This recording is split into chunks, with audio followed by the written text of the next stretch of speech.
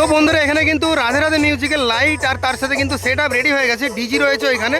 চলো সেগুলো একটু ভালো করে দেখিয়ে দেবো।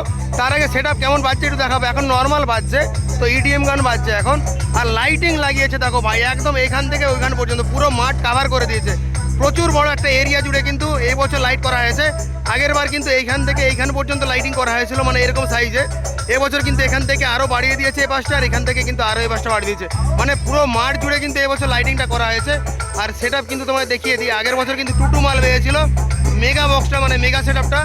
এবছর কিন্তু 2 এর বেস দুখানা মাঝখানে রয়েছে, আর 4 এর বেস রয়েছে সে পাশে দুটো, এই পাশে দুটো, 4টে রয়েছে। আর উপরে ডাইনামিক মিট রয়েছে, যেগুলো কিন্তু 4টে টোটাল কিন্তু এই সেট আপ নিয়ে বাজছে। চলো তোমাদের একটু দেখানোর চেষ্টা করি কেমন কি বাচ্চা, অবশ্যই দেখলে বুঝতে পারবে। তো এখানে সেট আপ কিন্তু আপাতত চলছে, বর্মন মিউজিকের পাশে রয়েছে, সেটা এখনো চলেনি, পরে দেখাচ্ছি।